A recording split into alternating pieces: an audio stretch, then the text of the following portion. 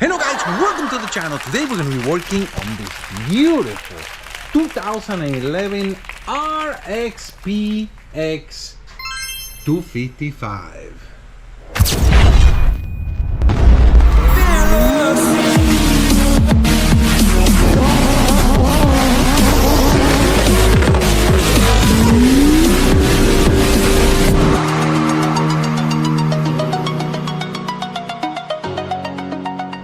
Now, you cannot pick at this jet ski. This is really clean. It's a Georgia jet ski. I don't think this ski has never seen salt water. Look at this thing. It's just nice. And if it has, very little. Very clean. The issue with this jet ski, which is the reason why I got it, I have a problem with aftermarket crate engines. I know there's a lot of people out there that have them. They don't have any issues. But there's also plenty of horror stories of crate engines. There's one big company that makes them, and this is one of them. Not a fan. They use their own parts. In my opinion, they're not to the quality of OEM parts. You get a lot of failures, like this guy. He has metal in the oil filter and he loses oil pressure. How he started riding the jet ski, and after 15 minutes it would beep oil. He had oil pressure. Change a oil pressure sensor, blah, went to the whole blah, and they couldn't figure out. And then when they took the filter off, they noticed metal, and then he contacted me and told me his horror story. And I say, you know what, I want to make a video on that because I've seen plenty of people go through that. Let's dig into this and see what we can find out. Now, take a look at this. This is impressive. Look at all the hoses. These jet ski, they're very small. They were not designed for an aftermarket intercooler. They just jam it in there. Of course, the year after this one, the RXP-X and the RXT-X, they came with more room all the way around. Just a bigger jet ski overall. And everything fits better. Man, let me tell you, to get to anything in this jet ski, you gotta take off a lot of hoses. I already took off the antifreeze and took off the oil filter. Let me show you guys. Where did I put it? Oh, it's right here. Oil filter, yes, there's metal in here. But this is a brand new oil filter, and it hasn't been written almost nothing. And you can see the metal. You can see it better in here. If you look down there, I see aluminum, but I also see bronze. If you see that bronze color, that gold color, oh boy, you are in for surgery, because that's not good. Well, that's my diagnostic. That's as far as I'm gonna go. I have a feeling. Why is it losing oil pressure? Well, there's a couple of things. That it could be, obviously, spin a bearing, and when you spin a bearing, your tolerance now are huge because you spin a bearing, and so all the oil pressure just through there. Also, the oil pressure regulator, if you get any metal in there, it could clog itself. It could, because it's supposed to go up and down and regulate the oil pressure. But if a piece of metal goes in there, then it could get stuck and you lose oil pressure. So either of those things, even though every motor that I take apart, I do check that. And a lot of people don't check the oil pressure regulator. That's a mistake, especially after you blow up. You might have some metal floating around and it goes in there, and then when you put the engine back together, then you have oil issues and you think it's the motor, and it's not, it's your oil pressure. This is something, nice ringtone. I wonder who that can be. And man, let me tell you, look at this storage bin. I've never seen one so white. And it doesn't disappoint here either. Everything is nice and neat. You can tell this guy really take care of this ski. Let's take everything apart, see what we got. Look at this intercooler. This is the bottom, and if this is the inlet and outlet, or outlet and inlet, I forgot. But look inside, how shiny it is. Look at that. You can tell this is definitely never seen salt water. Crazy. Wow, impressive. All right, let's keep going. Here we go. Got the exhaust off, got everything out, got the intake here to the side. Of course, we don't want to scratch this beautiful jet ski, so... Well, the motor looks brand new on the outside. Next is Supercharger, the carbon seal clip. We're gonna take that out, take the pump out, slide the drive shaft, and then we go from there. Took out the Supercharger. Boy, do we have a surprise. Looking at this, it's all beat up in the inside. I don't know if you guys can see it right there, especially down there. But the wheel's perfect. And over here, there's some damage right there. Over here too. It looks like this Supercharger blew up at some point. They probably replaced the wheel, but when we come back on the back, that is not normal. You see how dark that is? They're burned. The clutches are completely burned. The gear got so heated up that it changed color. You can see it right there. This Supercharger needs to be rebuilt. That is no bueno. Because what happens is they could break. The metal on the clutches, once you heat them up, or any metal, once you heat up the metal to an extreme temperature, it completely changes the metal. That can break. Not an expert here, but I know that from experience, racing experience, I know that when that happens, you're looking for trouble. So that Supercharger needs to be rebuilt. Well, let's see what other surprises we find. Took out the drive shaft. Not bad. Not bad at all. Right here. There's no need to replace this drive shaft. Perfectly fine. Now, the carbon seal, on the other hand, is a different story. I will replace this. As you can see, it looks like it's bent. It touches right here. It touches right here. More. And then it looks like it's all beat up. Someone beat the crap out of this carbon seal. Maybe they didn't have the right tool. That's what it looks like. You gotta be careful because this just a thin piece of stainless steel, and if you grab it with the vice grips and you press on it too much, you will bend it. I think this is what happened here. When you have the right tool, everything goes smooth and you don't waste your money. Alright guys, and just like that easy, the motor is out. That's why I love these jet skis, because you got so much room. Believe it or not, it has more room than the new ones. Let's get this thing out of here, put it in Frankenstein, and see what we got. I always say, so you guys learn. This is one mistake that I see all the time. You see how the grounds are painted. These are all painted. These are all painted. And the main ground is painted. Well, you're not gonna have much contact there, and that's not good. That's not good for the computers, not good for the whole system. You gotta clean those things really good, and then you put your ground cable there. We got the engine on the stand. First thing first, get the oil out, get the PTO cover off, and then we go from there. All right guys, so we took the valve cover off, and of course, silicone. I'm not a fan of putting silicone. There's a reason why SeaDoo uses this, and there's a reason why they don't put silicone. You don't need to. But anyway, they want to do it, that's fine. This is something interesting that caught my eye. If you look at this bolt, it has the brand. It looks like an OEM bolt. But then if you look at this one, it's flat. It's like an aftermarket bolt. So you got OEM, aftermarket, OEM, aftermarket. Interesting. And then you get the same thing on the rocker bolts. This one has numbers, this one does not, but it's only one. This one has number, and this one has numbers. Huh. Things that make you go, Alright, took the bottom off. I don't really see, I just see normal wear. There are a little scratch for, I take that back. That would be normal wear for a motor that probably has about 100 hours. This thing only got 15 minutes of use.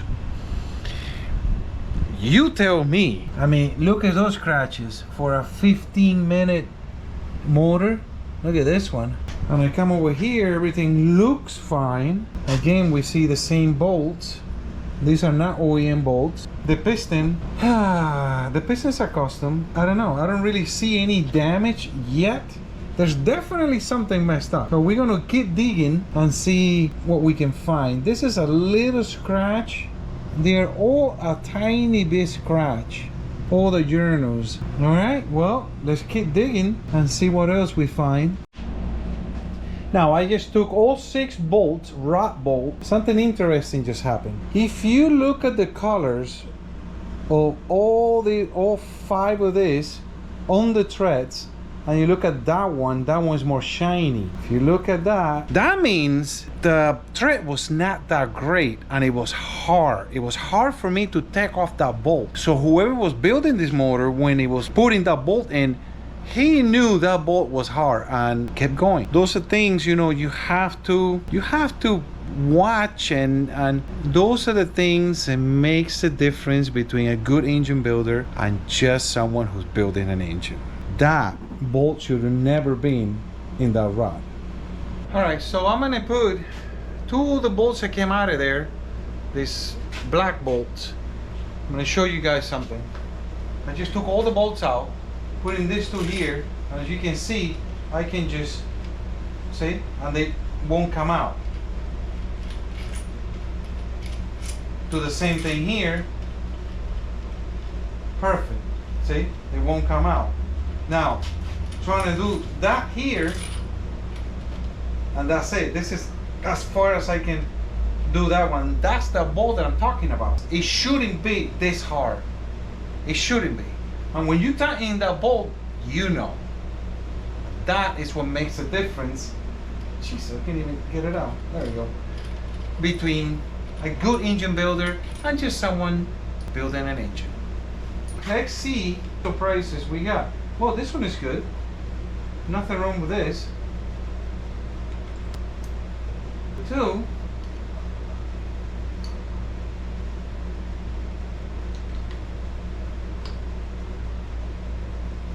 And this one looks good too. Now again, we have the wear that it's a lot of wear for a motor that just ran for 15 minutes. I don't really see anything wrong. Same wear here. I don't see the obvious looking for spun bearing to explain all the metal. I don't really see anything. We just have to really look at this motor. Here's the other one too. A lot of wear again on the bearing. You see, there's a lot of wear on this. I just crossed my fingernail and man, there's a lot of wear. And it's the same thing here. Well, I don't know. Well, here's something interesting. These are the OEM bolts, and this is some type of aftermarket bolt, and there's 3. All these are OEM, and this is a socket I use. It goes all the way to the bottom like it's supposed to, but if you put it over here, it doesn't fit. Doesn't fit. You gotta use the next side up. Now it fits. Ha! That's interesting. All right, well, let's see what we got. Huh, nice. Well, everything looks fine here. How you doing? How you doing? Whoa, that's yeah. It's been a while I haven't seen one of these. Copper head spray on me. Huh. I guess someone doesn't trust their head gasket. Huh, look at that. That is 0.50. This is 20 over already. It's not standard. Yeah, this is not an OEM head gasket. Interesting. Very interesting. Well, let's see what else we can. Turn this around.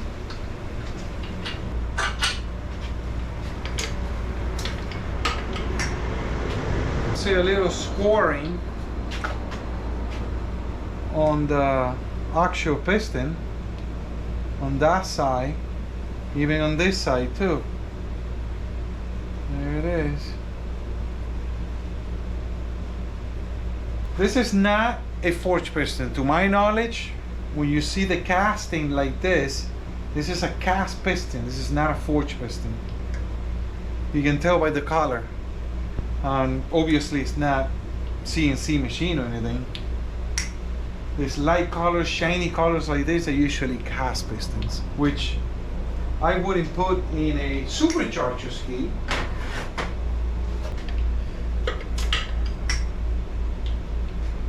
Now if you look at this one is better.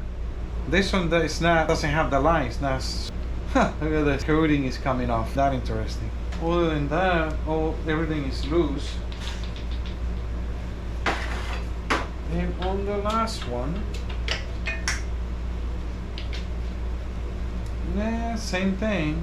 It's not too bad. It was just that piston. Let's see what we got. It's not bad at all. Not too bad. I mean, considering it only ran for 15 minutes. Yeah, I can see this one. It's a little scratch. That's definitely a clearance problem. This whole situation has got me thinking. There's definitely wear somewhere. You see all the metal. Very fine metal. I haven't seen thick metal. I haven't seen broken hard parts.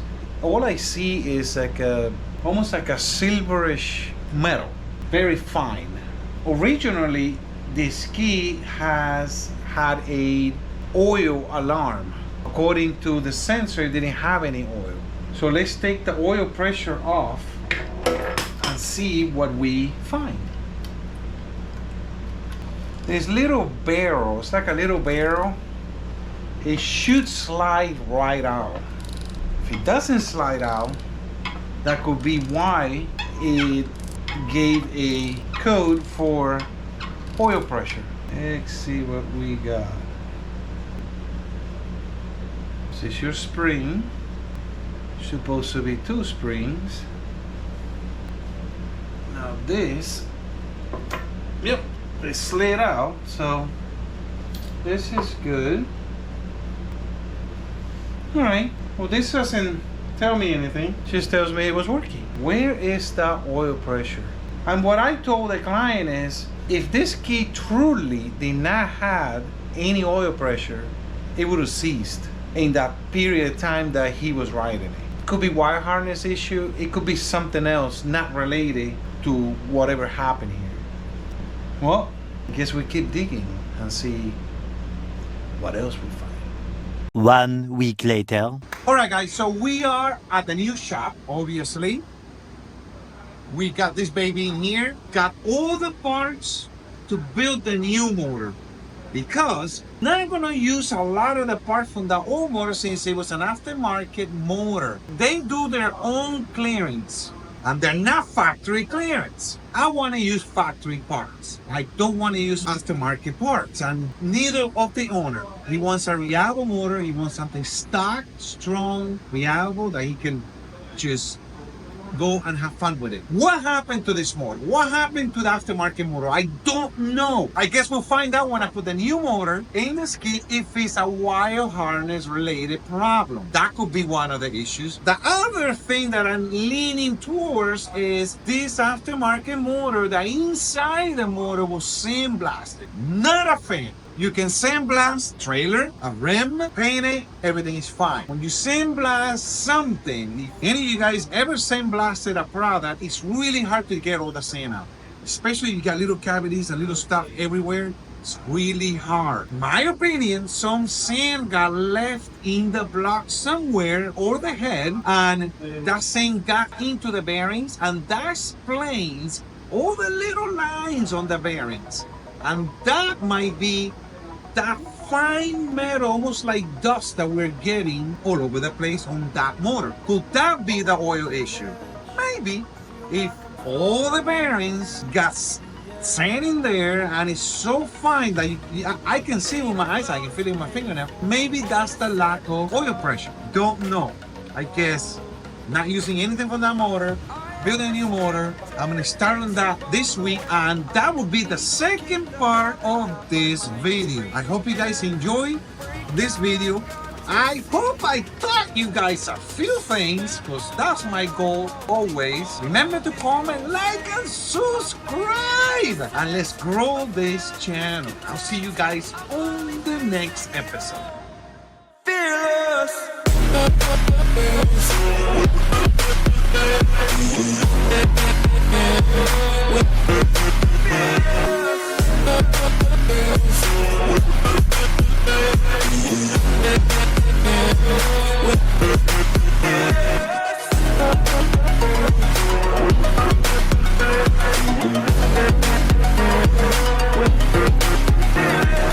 Oh, GoPro issues.